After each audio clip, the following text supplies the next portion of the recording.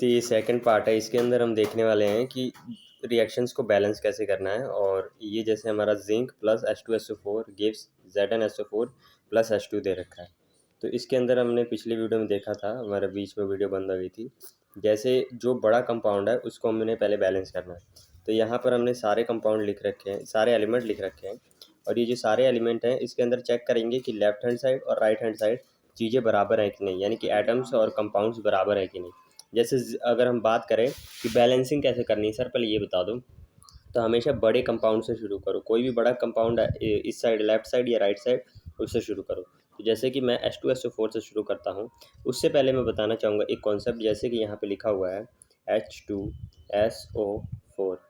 तो H2SO4 में अगर तुम देखोगे कि भाई हाइड्रोजन कितने हैं, सल्फ़र कितने हैं, ऑक्सीजन कितने हैं, ये हमें चेक करना है। तो यहाँ पे साफ साफ दिख रहा है हाइड्रोजन हमारे पास 2 हैं, सल्फ़र 1 है और ऑक्सीजन 4 है। ये तुम्हें समझ आ गया। बट समझ में बच्चों को क्या कंफ्यूज करता है कि सर ये 2 किस चीज़ के लिए, तो 2 सिर्फ हाइड्रोजन के लिए है, सल्फ़र के पास कुछ नहीं है तो सिर्फ 1 सल्फ़र है। और ये जो 4 लिखा है ये ऑक्सीजन के लिए। इतना तुम्हें समझ आ गया। अब देखो, अगर यहाँ पे अगर मैं लिख दूँ, अगर यहाँ पे कोई नंबर लिख दूँ, यानी कि इस पूरे कंपाउंड के सामने यहाँ पे कोई नंबर लिख दूँ, तो ये सब के लिए होगा। मतलब समझ नहीं आया सर, दोबारा बताइए। देखो, ये कंपाउंड के ऊपर मैंने डब्बा बना दिया। चलो ठीक है, मैंने डब्बा बना दिया। जैसे कि इस कंपाउंड के ऊपर मैं अगर आप दोबारा से लिखूं H2SO4 और इसके ऊपर मैंने डब्बा बना दिया, ठीक है। अब यहाँ पे कोई भी नंबर लिखूंगा तो वो सबके साथ मल्टीप्लाई होगा। जैसे मैं 3 ले लेता हूँ तो 3 हो गया ना।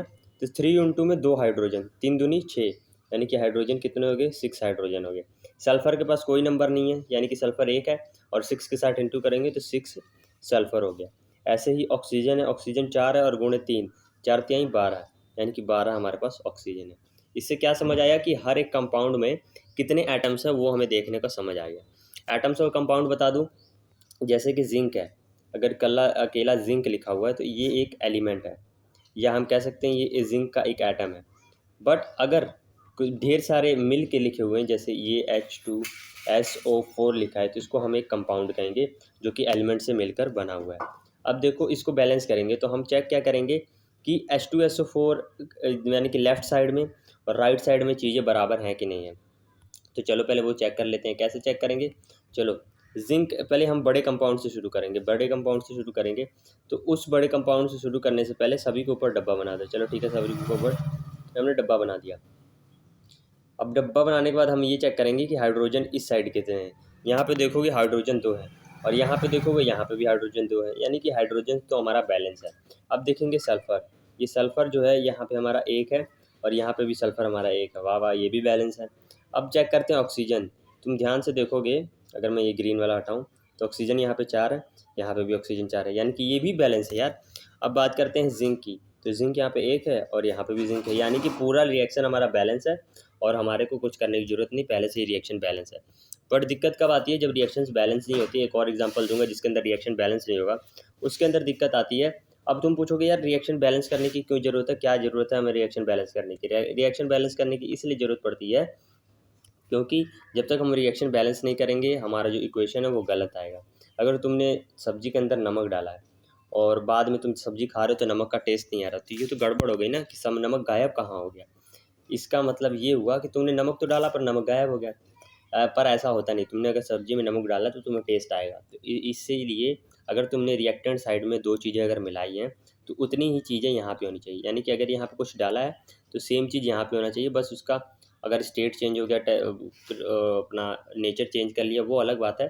पर जितना सामान इधर तुमने डाला है उतना चीज़ यहाँ पे होनी चाहिए, यानी कि जितने एटम्स इस साइड हैं उतने एटम्स इस साइड होने चाहिए। तो एक जिंक है, यहाँ पे भी एक जिंक है, 2 हाइड्रोजन है, यहाँ पे भी 2 हाइड्रोजन है, एक सल्फ़र है, एक सल्फ़र यहाँ पे है, 4 ऑक्सीजन इधर हैं, 4 ऑक्सीजन इधर है, यानी कि हर चीज़ एक बैलेंस है। अब ज़रा चेक कर लेते हैं, यहाँ पे भी सेम चीज़ें लिख रखी हैं कि एक एक जिंक है, एक है, 2 हाइड्रोजन है, एक सल्फ़र है, 4 ऑक्सीजन है। अब एक एग्जाम्पल लेते हैं जो केमिकल रिएक्शन बैलेंस नहीं है। जैसे कि यहाँ पे तुम चेक करोगे, ध्यान से चेक करोगे, दिमाग लगाओगे, पहले बड़ा कंपाउंड लेना है, या तो ये ले लो या तो ये ले लो। तो मैं चलो H2O ले लेता हूँ। तो यहाँ पे तुम देखोगे 2 हाइड्रोजन है, ठीक है सर, 2 हाइड्रोजन तो हमें दिख रहे हैं। अब इस साइड देखते हैं, यहाँ पे भी 2 हाइड्रोजन है। चलो बल्ले बल्ले, ये तो हमारा रिएक्शन बैलेंस, मतलब जो हमारा हाइड्रोजन है वो बैलेंस है। अब हम चेक करेंगे ऑक्सीजन। ऑक्सीजन यहाँ पर 1 है पर यहाँ पे ऑक्सीजन 4 है, तो ये तो बैलेंस नहीं है। तो अगर हमारे पास यहाँ 4 ऑक्सीजन है तो यहाँ पे भी ऑक्सीजन को 4 करना पड़ेगा। तो इसके लिए हम क्या करेंगे कि ये जो हाइड्रोजन हमें दिख रहा है, जो H2O दिख रहा है, H2O का मॉलिक्यूल दिख रहा है, उसके आगे हम 4 लिख देंगे। चलो ठीक है सर, 4 लिख दिया। 4 लिखने से हुआ क्या, जो हमारा ऑक्सीजन है वो यहाँ पे 4 हो गया। पर तुम कहोगे यार सर ऑक्सीजन तो 4 हो गया, पर दिक्कत क्या है ना, हाइड्रोजन हमारे 8 हो गए। कैसे, 4 दूनी 8, यानी कि 8 हाइड्रोजन हो गए और 4 ऑक्सीजन हो गए। चलो कोई बात नहीं, आगे देखते हैं क्या चीज़ें होंगी। तो हमने जैसे ही 4 लिखा, ऑक्सीजन तो बराबर हो गया, क्यों, क्योंकि 4 को इसके से मैं मल्टीप्लाई करूँ तो 4 ऑक्सीजन हो गया। 4 ऑक्सीजन इधर, 4 ऑक्सीजन इधर होगा, यानी कि हमारा ऑक्सीजन बैलेंस हो गया पर हाइड्रोजन बिगड़ गया। तो चलो ठीक है, यहाँ पे 8 हाइड्रोजन, ऑक्सीजन बैलेंस हो गया। अब हाइड्रोजन देखते हैं, यहाँ पे 8 हाइड्रोजन है। हाँ ठीक है सर, 8 हाइड्रोजन है। यहाँ पे हाइड्रोजन को 8 करना है, तो मैं क्या मल्टीप्लाई करूँ, 4 को मल्टीप्लाई करूँगा। यहाँ पे जैसे ही 4 मल्टीप्लाई करूँगा, यहाँ पे भी 8 हाइड्रोजन हो गए, यहाँ पे भी 8 हाइड्रोजन हो गए, और ऑक्सीजन यहाँ पे 4 हो गया, यहाँ पे ऑक्सीजन 4 हो गया। अब एक चीज़ बचती है जो कि आयरन यानी कि Fe है, इसको भी हमें बराबर करना है, यानी कि इसको भी हमें बैलेंस करना है। तो अब यहाँ पे देखो कि यहाँ पे 3 आयरन है और यहाँ पे 1 है, तो हम सिंपली क्या करेंगे, इस साइड हम 3 लिख देंगे। क्या लिख देंगे, हम 3 लिख देंगे। यहाँ से थोड़ा सा मेरा रब हो गया, मैं इसको ठीक कर लेता हूँ। हमने क्या किया था, यहाँ 4 लिखा था, यहाँ 4 लिखा था, यहाँ पे 3 लिख दिया। अब दोबारा से तुम्हें लगे कि रिएक्शन बैलेंस हो गई है, तो हमेशा एक बार चेक करो। यहाँ पे आयरन कितने हैं, 3 है, यहाँ पे भी आयरन 3 है। हाइड्रोजन कितने हैं, 4 के 4, 4 दूनी 8, यहाँ पे भी 4 के 4, 4 दूनी 8। ऑक्सीजन यहाँ पे सिर्फ 4 है, यानी कि ये 4 को इसके साथ ऑक्सीजन के साथ गुणा किया तो 4 हो गया, और यहाँ पे भी ऑक्सीजन 4 है, यानी कि हमारा रिएक्शन बैलेंस है। अब किताब कैसे बता रही है कि रिएक्शन बैलेंस करना है, उसको जरा हम पढ़ के देख लेते हैं स्टेप बाय स्टेप, तुम्हें समझ आ जाएगा। मैंने अपने तरीके से बता दिया, अब तुम किताब के तरीके से समझ लो। किसी भी रिएक्शन को बैलेंस करने के लिए यहाँ पे क्या लिखा हुआ है, किसी भी रिएक्शन को बैलेंस करने के लिए पहले तो सभी के ऊपर डब्बा बना दो। ठीक है, हमने डब्बा बना दिया, इसके ऊपर भी डब्बा बनाया, इसके ऊपर, इसके ऊपर, इसके ऊपर, सबके ऊपर डब्बा बना दिया। और जैसे ही तुमने डब्बा बना दिया, तो अब क्या करो, list the number of atoms of different element present in the unbalanced equation. यानी कि अब तुम्हें क्या करना है, एक लिस्ट बनानी है, सारे लिख लिए जितने भी एटम्स हमारे प्रेजेंट हैं, तो हमने सारा लिख लिया। चलो लिख लिया। अब ये चेक करना है कि लेफ्ट हैंड साइड और राइट हैंड साइड कितने कितने प्रेजेंट है। तो यहाँ पे देखोगे 1 है आयरन, यहाँ पे भी हमने 1 लिख दिया, पर इस साइड आयरन कितने हैं, 3 आयरन है, तो यहाँ पे हमने 3 लिख दिया। यहाँ पे हाइड्रोजन देखोगे, यहाँ पे 2 है और हमने 2 लिख दिया, यहाँ पे भी 2 है, यहाँ पे भी 2 लिख दिया। ऑक्सीजन इस साइड कितने हैं, ऑक्सीजन इस साइड 1 है और इस साइड 4 है, तो यहाँ पे देखो 4 है। हमने ये सारी चीज़ें लिख दी। अब क्या करना है, स्टेप 3 क्या है, it is often convenient to start balancing with compound that contain maximum number of atoms. यानी कि यहाँ पे ये कह रहा है कि हमें बैलेंसिंग उस चीज़ से स्टार्ट करनी चाहिए या उस कंपाउंड से स्टार्ट करनी चाहिए जिसके अंदर एटम्स बहुत ज़्यादा हैं। क्या समझ आया तुमको, यानी कि जिसके अंदर एटम्स ज़्यादा हैं उससे बैलेंसिंग स्टार्ट करो। यानी कि तुम इससे स्टार्ट कर सकते हो या इससे स्टार्ट कर सकते हो। तो ठीक है, 3 स्टेप तुम्हें समझ आ गए। अब चौथा स्टेप क्या कह रहा है कि 3 स्टेप आगे समझ, और सेम चीज़ जो हमने की वही यहाँ पे कर रहा है, पर थोड़ा डिटेल मैनर में कर रहा है। जैसे कि हाइड्रोजन को H2O को 4 के साथ गुणा कर दिया, और जो FeO4 है यहाँ पे 4 ऑक्सीजन देखने को मिल रहे हैं। यानी कि नहीं तुम्हें समझ आया, दोबारा बताता हूँ। ऑक्सीजन की यहाँ पे बात हो रही है, तो यहाँ पे तो ऑक्सीजन 1 था, जैसा कि तुम ऊपर रिएक्शन में देखोगे, तो यहाँ पे गुणा 4 के साथ किया है। तो जैसे हम 4 के साथ गुणा करते हैं तो यहाँ पे भी ऑक्सीजन 4 हो जाता है और यहाँ पे भी ऑक्सीजन 4 हो जाता है। क्यों, क्योंकि 4 को यहाँ पे 4 पहले से ही था ना, तो हम इसको देखकर इधर हमने चीज़ें की हैं। तो अब देखो आगे बढ़ते हैं। To equalize the number of atoms it must be remember that we can not alter the formula of the compound. मतलब यहाँ पे क्या कह रहा है, जैसा कि मैंने तुम्हें बताया, जैसे H2SO4 लिखा है, तो कभी भी तुम इसको नहीं छेड़ सकते ना इसको छेड़ सकते। यानी कि पैर के अंदर जो भी नंबर लिखा हुआ है, पैर के अंदर जो भी नंबर हुआ है उसको कभी तुम नहीं छेड़ोगे। नहीं समझ आया सर, दोबारा बताओ। चलो पानी का एग्जाम्पल लेता हूँ, H2O, तो H2O में यहाँ पे 2 लिखा है ना, इसको कभी तुम मत छेड़ो, क्योंकि ये उसका फॉर्मूला है, ये कभी कोई नहीं छेड़ सकता। या ना यहाँ पे तुम 2 लिख सकते हो या 4 लिख सकते हो, यहाँ पे कभी कुछ नहीं छेड़ना होता है। सिंपली क्या करना होता है, तुम्हें छेड़ना है तो यहाँ पे छेड़ो, यहाँ पे 2 लिख सकते हो, यहाँ पे 10 लिख सकते हो, जितना रिक्वायरमेंट है, जितनी डिमांड है उतना चीज़ें तुम लिख सकते हो। अब बात आती है इसके बाद क्या करेंगे सर, चौथा स्टेप क्या है कि Fe यानी कि iron and hydrogen atoms are still not balance. यानी कि वही बता रहा है कि हाइड्रोजन, ऑक्सीजन तो हमारा बैलेंस हो गया, पर हाइड्रोजन और आयरन जो है वो बैलेंस नहीं है। तो वो जैसा कि मैंने बताया कि हाइड्रोजन को बैलेंस के लिए उसके सामने 4 लिखोगे और आयरन को बैलेंस करने के लिए उसके सामने 3 लिखोगे। तो सेम सेम एज देखो क्या किया गया है, यहाँ पे 8 हाइड्रोजन था तो यहाँ पे 4 के साथ गुणा 4 के साथ गुणा किया तो यहाँ पे भी 8 हाइड्रोजन हो गया। यहाँ पे तुम समझ रहे हो ना।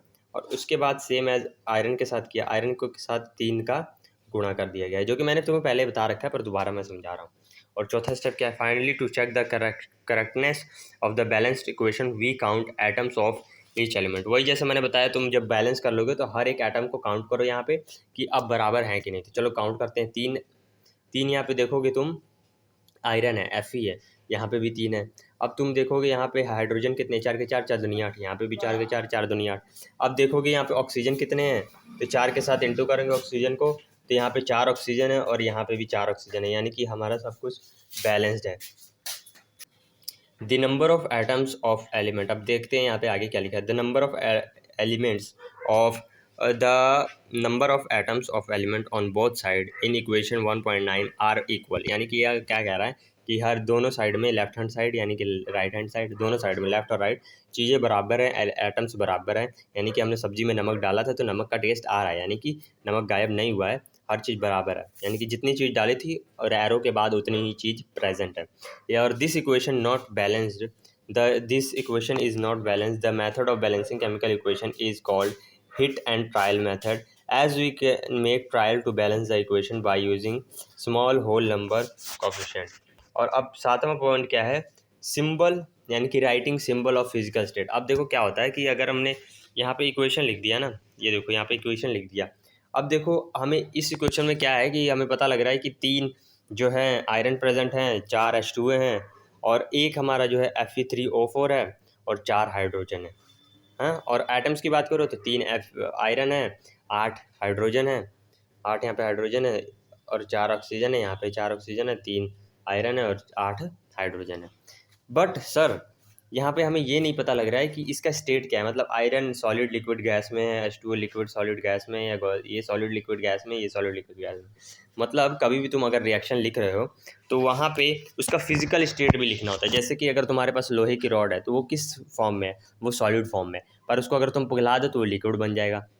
ऐसे ही तुम्हारे पास पानी है तो बोतल के अंदर तुम्हारे पानी रखा होता है तो वो लिक्विड फॉर्म में होता है, पर उसको ज़्यादा गर्म कर दो तो वो हवा में तैरने लग जाएगा भाप बन के, तो वो भाप क्या है, एक गैसियस फॉर्म है। तो सिंपली ऐसे ही हमें यहाँ पे ये बताना है कि ये सारी चीज़ें किस फॉर्म में एग्जिस्ट कर रही हैं। कई चीज़ें तुम्हें रटनी पड़ेंगी क्योंकि आगे जाके समझ आएंगी, और कई चीज़ें तुम्हें पहले से ही पता होंगी। जैसे कि यहाँ पे आयरन देखोगे तो आयरन के लिए हमने यहाँ पे S लिख दिया है, यानी कि सॉलिड आएगा। उससे पहले मैं तुम्हें यहाँ पे पढ़ के बताऊँ तो यहाँ पे ये लिखा गया है कि अगर जो चीज़ गैस के फॉर्म में है तो उसके सामने G लिख दो, जो चीज़ लिक्विड के फॉर्म में वो उसके आगे L लिख दो। जो एक्वस है, एक्वस का मतलब पानी के अंदर कोई चीज़ मिला गई है, जैसे NaCl को अगर मैं पानी में मिला दूं तो वो Na+Cl नेगेटिव में टूट जाता है और उसके अंदर aqueous form, ions aqueous form में प्रेजेंट होते हैं। ये धीरे धीरे आगे तुम्हें और समझ आएगा। और सॉलिड क्या है, अगर कोई चीज़ सॉलिड है, सख्त है, तो उसके आगे S लिख देंगे। हमें लोहा पता है किस फॉर्म में होता है, सॉलिड फॉर्म में होता है, तो हमने S लिख दिया। और हमारा जो हाइड्रोजन गैस है वो गैस है तो हमने G लगा दिया। अब तुम कहोगे यार पानी तो लिक्विड होता है पर इसके सामने G क्यों लगाया, क्योंकि ये रिएक्शन करने के लिए हम स्टीम की ज़रूरत होती है, जो कि यहाँ पे लिख रखा होगा कहीं ना कहीं, हमें स्टीम की ज़रूरत होती है, इसलिए इसको हमने H2O को गैस के फॉर्म में लिया। और FeO4 एक कंपाउंड होता है जिसको हम सॉलिड के फॉर्म में लिया। तुम बोलोगे यार ये कैसे पता लगेगा कि FeO4 सॉलिड है, तो कई चीज़ें तुम्हें याद करनी पड़ेंगी क्योंकि ये रिएक्शन याद करना पड़ेगा। डायरेक्ट ये एक नंबर में रिएक्शन पूछ लेगा कि बताओ ये बैलेंस करो इस रिएक्शन को और ये बताओ ये रिएक्शन के स्टेट किस फॉर्म में है। ये तुम्हें याद करना पड़ेगा और धीरे धीरे आगे चीज़ें समझ आएंगी। अब तुम्हें समझ आया कि भैया अगर कोई रिएक्शन लिखा हुआ है तो हम क्या कर सकते हैं, उस रिएक्शन के साथ 3 चीज़ कर सकते हैं। पहली चीज़ क्या करेंगे, उस रिएक्शन के साथ ज़रा हम देख लेते हैं दोबारा से। उस रिएक्शन के साथ हम 3 चीज़ कर सकते हैं। पहली चीज़, अगर बैलेंस नहीं है तो उसको हम बैलेंस करेंगे। पहली चीज़ बैलेंस नहीं है तो उसको हम बैलेंस करेंगे। दूसरी चीज़, अगर उसका फिजिकल स्टेट हमें पता है तो हम उसको लिख देंगे। फिजिकल स्टेट मतलब सॉलिड लिक्विड गैस जिस फॉर्म में भी एग्जिस्ट कर रहा है उसको हम लिख देंगे। तीसरा काम क्या कर सकते हैं कि हम टेम्परेचर, प्रेशर और कैटलिस्ट लिखेंगे। पहले तुमको बताता हूँ टेम्परेचर, प्रेशर और कैटलिस्ट क्या होता है। अगर कोई रिएक्शन हो रही है तो किस टेम्परेचर पे हो रही है, अगर वो बताना हो तो हम कैसे लिखेंगे उस रिएक्शन के अंदर। अगर कोई रिएक्शन हो रही है किस प्रेशर पे हो रही है, जैसे तुम अभी एग्ज़ाम देने वाले हो तो बहुत ज़्यादा प्रेशर है, पर अगर अभी क्लास शुरू होती है, अगर कोई क्लास शुरू होती है मतलब रिसेंटली अगर तुम एडमिशन करवाते हो नई क्लास में तो उस टाइम प्रेशर कम होता है। ऐसे ही रिएक्शन जब होती है तो अलग अलग टाइम पे अलग अलग प्रेशर होता है, वो लिखने के लिए इक्वेशन में कैसे हम बताएंगे कि मास्टर को समझ आ जाए कि इस प्रेशर और टेम्परेचर पे रिएक्शन हो रही है। और कैटलिस्ट की बात करें तो कैटलिस्ट वो दोस्त है तुम्हारा या वो तीसरा दोस्त है जो दो दोस्तों में लड़ाई करवाता है या दो दोस्तों की लड़ाई कम करवाता है। जैसे कि एग्जांपल, अगर दो दोस्त हैं, एक्स एक दोस्त है और वाई दोस्त है, ये दोनों एक दूसरे से लड़ रहे हैं, इसके बीच में प्लस बना देते हैं क्योंकि ये लड़ रहे हैं, तो हमने लड़ा रहे हैं इसको। पर एक इधर से दोस्त आया, उसने क्या किया ना, इन दोनों को भड़का दिया, और इन दोनों को भड़काया तो इनके अंदर और ज़्यादा लड़ाई होने लगी। तो इससे क्या हुआ, लड़ाई और बढ़ गई। ऐसे ही सेम एज क्या होता है कि अगर कोई रिएक्शन है, ये इसके साथ लड़ रहा है, जैसे कि मैं तुम्हें दिखाऊं, थोड़ा सा प्रॉब्लम आई। हाँ, ये इसके साथ लड़ रहा है, किसके साथ, H2O आयरन के साथ लड़ रहा है, यानी कि रिएक्शन हो रही है।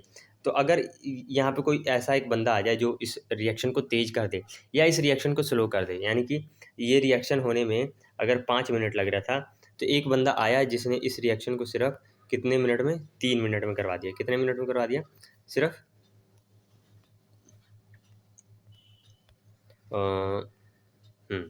कि सिर्फ 3 मिनट में करवा दिया। पहले 5 मिनट में हो रहा था, अब इसने 3 मिनट में करवा दिया। तो ये तो फ़ायदा हो गया, यानी कि इसने लड़ाई बढ़वा दी, यानी कि रिएक्शन का रेट बढ़ा दिया, तो इसको हम कैटलिस्ट कहेंगे। पर एक बंदा आता है, क्या करता है कि इस रिएक्शन को ना स्लो कर देता है, जो 5 मिनट में हो रही थी उसको अब 10 मिनट लग रहा है, तो वो भी एक कैटलिस्ट कहलाएगा। कैटलिस्ट दो टाइप के होते हैं, एक रिएक्शन को तेज करते हैं, एक रिएक्शन को स्लो करते हैं। तो अगर 5 मिनट पहले लग रहे थे, अब 10 मिनट लग रहे हैं, यानी कि इसने रिएक्शन को स्लो करवा दिया, लड़ाई को स्लो करवा दिया, तो ये क्या कहलाएगा, एक कैटलिस्ट कहलाएगा, पर स्लो करने वाला। यानी कि कैटलिस्ट क्या होता है, कैटलिस्ट दो तरह के होते हैं, एक रिएक्शन को स्लो करने वाला, एक रिएक्शन को फास्ट करने वाला। चलो एग्जांपल से समझते हैं कि अगर कोई रिएक्शन हो रहा है, उसका हमें अगर टेम्परेचर सिर्फ बताना है, तो यहाँ पे हम क्या लिखेंगे, यहाँ पे सिर्फ हम लिख देंगे जैसे 30 डिग्री सेल्सियस, इस एरो के ऊपर ही लिखना है। पर यहाँ पे क्या लिखा हुआ है, 340 ATM लिखा है। ये वो वाला ATM नहीं है बैंक वाला, ये दूसरा ATM है। ये प्रेशर को दिखा रहा है। सर प्रेशर को कैसे दिखा रहा है, हमें तो नहीं पता, कैसे समझ आ नहीं रहा। प्रेशर का जो यूनिट होती है, जैसे डिस्टेंस की यूनिट किलोमीटर मीटर होती है, वैसे ही प्रेशर की यूनिट क्या होती है, हमारा ATM होता है। तो यहाँ पे 340 ATM के प्रेशर पे हमारा जो है रिएक्शन हो रहा है। तो अगर हमें मास्टर ने पूछा कि बताओ इस रिएक्शन में जो है प्रेशर कितना है, तो तुम बोलोगे 340 ATM। एग्ज़ाम में भी पूछ सकता है कि CO गैस जो है वो रिएक्ट करती है H2 गैस के साथ, और CH3OH बनाती है लिक्विड। तो बताओ अब ये रिएक्शन जब हुई है तो इसका प्रेशर कितना था। तो ये 340 तुम्हें लिख के दिखाना है मास्टर को।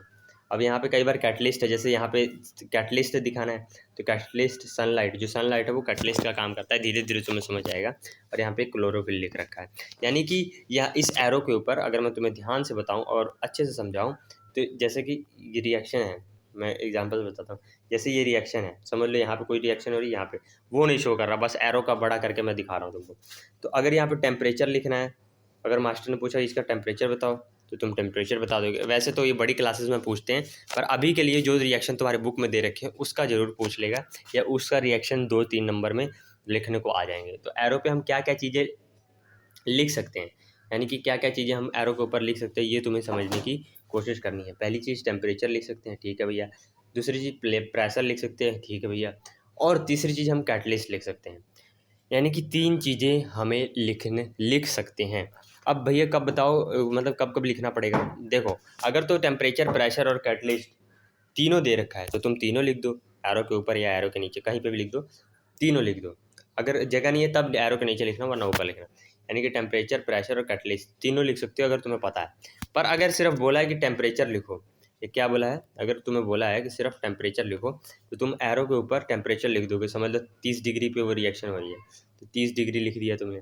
अगर प्रेशर इसका 300 ATM है, तो 300 ATM लिख दोगे तुम। और अगर ये दोनों नहीं दे रखा है, या बोला है यार कि प्रेशर मत लिखो, कैटलिस्ट लिखो, तो यहाँ पे कोई कैटलिस्ट लिखोगे जो तुम्हें पढ़ाया जाएगा। जैसे कि मैं यहाँ पे सन लाइट लिख देता हूँ। तो ये सारी चीज़ें हैं, इस तुम्हें सिर्फ समझनी है, क्योंकि अभी बड़ी क्लासेस में तुम्हें इसका एडवांस चीज़ें बताई जाएंगी, पर अभी तुम्हें सिर्फ समझनी है। क्या समझनी है कि वो पूछेगा कि एरो के ऊपर क्या लिख सकते हैं, तुम बोलोगे टेम्परेचर, कैटलिस्ट और प्रेशर लिख सकते हैं। रिएक्शंस को बैलेंस कैसे करते हैं, ये बहुत ज़्यादा इंपॉर्टेंट है, तुम्हारे एग्जाम में आनी ही आनी है। रिएक्शन बैलेंसिंग के क्वेश्चन आने ही आने हैं, तो जितने भी रिएक्शन तुम्हारे बुक में दे रखे हैं वो तुम्हें एकदम नींद में भी उठा के कोई पूछ ले तो तुम्हें याद होना चाहिए। तो यहाँ पे हमारा बैलेंसिंग का काम ख़त्म होता है, और बैलेंसिंग कैसे करते हो तुम्हें समझ आ गया है। और एरो के ऊपर क्या क्या चीज़ें लिखते हैं हमें ये भी समझ आ गया है, कैटलिस्ट लिखते हैं, टेम्परेचर लिखते हैं, प्रेशर लिखते हैं। और क्या चीज़ हमने देखा कि रिएक्शन को जब हमने बैलेंस कर दिया तो अगर हमें पता है कि वो कौन सी फॉर्म में एग्जिस्ट कर रहा है, अगर गैस में है तो गैस लिख देंगे, एक्वस में है तो एक्वस लिख देंगे, और लिक्विड सॉलिड में है तो लिक्विड सॉलिड लिख देंगे अगर बताया गया है। तो मैं क्या चीज़ें समझ आ गई, 3 चीज़ें अभी हम इस वीडियो से समझ रहे हैं कि अगर कोई रिएक्शन इक्वेशन लिखी हुई है, यानी कि कोई भी रिएक्शन लिखी है, तो पहली चीज़ हम क्या करेंगे, उसको बैलेंस करेंगे। क्या करेंगे? बैलेंस। दूसरी चीज़ हम क्या करेंगे, दूसरी चीज़ हम करेंगे इसको, अगर उसका फिजिकल स्टेट है, दूसरी चीज़ क्या करेंगे, उसका फिजिकल स्टेट, सॉलिड है तो सॉलिड लिखेंगे, लिक्विड है तो लिक्विड लिखेंगे, और अगर गैस है तो गैस लिखेंगे, या एक्वस है तो एक्वस लिखेंगे। एक्वस थोड़ा मैं तुमको आगे आने वाले लेक्चर्स में समझाऊंगा कि एक्वस क्या चीज़ होती है, तुम्हें अच्छे से समझ आ जाएगा। दूसरी चीज़ हमें पता लगी। अब तीसरी चीज़ क्या है कि अगर तो एरो के ऊपर टेम्परेचर तुम्हें इक्वेशन में दे रखा है तो टेम्परेचर लिखोगे, प्रेशर दे रखा है प्रेशर लिखोगे, कैटलिस्ट दे रखा है तो कैटलिस्ट लिखोगे, अगर तीनों दे रखा है तो तीनों लिखोगे। यानी कि हम एक इक्वेशन के साथ क्या चीज़ें कर सकते हैं, उसको बैलेंस कर सकते हैं, उसका फिजिकल स्टेट लिख सकते हैं, और उसके ऊपर टेम्परेचर, प्रेशर और कैटलिस्ट उसके एरो पे लिख सकते हैं। और बैलेंसिंग तुम्हें अगर नहीं समझ आई है तो एक और एग्जांपल से तुम्हें बैलेंसिंग का, और उसी एग्जांपल से बैलेंसिंग को दोबारा मैं समझा देता हूँ। देखो, करना क्या है कि ये रिएक्शन देखना है, तो रिएक्शन देखा हमने कि यहाँ पे क्या देखा कि यहाँ पे आयरन 1 है, यहाँ पे 3 है। चलो भाई गड़बड़ होगी, यहाँ पे तो बैलेंस नहीं है। हमने आयरन देख लिया कि भाई 1 है यहाँ पे 3 है, तो हम क्या करेंगे, और यहाँ पे हाइड्रोजन 2 है, यहाँ पे 2 है, चलो ये तो ठीक है। यहाँ पे ऑक्सीजन 1 है पर यहाँ पे 4 है, तो अब करे क्या, तो करना ये पड़ेगा हमको। अब देखो यहाँ पे हमें क्या करना पड़ेगा ना, कि इसको पहले मैं रब करता हूँ, और यहाँ पे देखोगे जब पहले बड़ा कंपाउंड लेना है, जो भी बड़ा वाला है उसको हमने ले लेना है। FeO4 या H2O में से लेंगे, तो यहाँ पे तुम देखोगे 2 हाइड्रोजन है, यहाँ पे देखो 2 हाइड्रोजन है, यहाँ पे 2 हाइड्रोजन है, चलो ये तो बैलेंस है। अब ऑक्सीजन देखेंगे, यहाँ पे ऑक्सीजन 1 है, यहाँ पे ऑक्सीजन 4 है। तो इस ऑक्सीजन को 4 बनाने के लिए मैंने तुम्हें क्या बताया था कि इस ऑक्सीजन को अगर 4 बनाना है तो तुम्हें सिंपली क्या करना है, इसके आगे 4 लिख देना है। तो जब तुम जिसके आगे 4 लिखोगे, ऑक्सीजन तो 4 हो जाएगा और यहाँ पे भी ऑक्सीजन 4 हो जाएगा, पर हाइड्रोजन का नंबर बदल जाएगा। यहाँ पे ये 8 हाइड्रोजन हो गया, यहाँ पे 2 है, तो यहाँ पे भी 8 करना पड़ेगा। तो यहाँ पे 8 करने के लिए क्या करेंगे, हम यहाँ पे 8 लिख दे, सॉरी यहाँ पे हम 4 लिख देंगे। 4 के 4, 4 दूनी 8, यानी कि हाइड्रोजन भी बैलेंस हो गया, और यहाँ पे भी हाइड्रोजन बैलेंस हो गया, और ऑक्सीजन भी बैलेंस हो गया, क्योंकि यहाँ पे देखो 4 है, यहाँ पे भी ऑक्सीजन 4 है, 4 के साथ हमने गुणा किया। अब बात करेंगे आयरन। आयरन यहाँ पे 3 है, यहाँ पे देखोगे यहाँ पे 3 है पर यहाँ पे 1 है, तो सिंपली क्या करो, यहाँ पे 3 लगा दो, यानी कि 3 हमारा आयरन हो गया। 4 के 4, 4 दूनी 8, हाइड्रोजन यहाँ पे हो गया 8, यहाँ पे भी हाइड्रोजन 8 हो गया, और यहाँ पे ऑक्सीजन 4 हो गया, यहाँ पे ऑक्सीजन 4 हो गया, यानी कि हमारा सारा रिएक्शन बैलेंस हो चुका है। अब ये जो तुमने वीडियो देखी है, और भी रिएक्शंस को देखो और उसको बैलेंस करो। यहाँ पे रिएक्शंस दे रखी हैं, और इन सारे क्वेश्चन को 3 के 3 क्वेश्चन है, इसको सॉल्व करो, और इसको ज़रूर से मुझे बताओ कि तुम्हें क्वेश्चन सॉल्व हुए कि नहीं हुए। अगली वीडियो में यहाँ से स्टार्ट करेंगे और अच्छे से टाइप्स ऑफ केमिकल रिएक्शंस को समझेंगे, जो कि बहुत ही ज़्यादा इंपॉर्टेंट है, पूछ लेता है 2-3 नंबर में कि टाइप्स ऑफ केमिकल रिएक्शंस बताओ।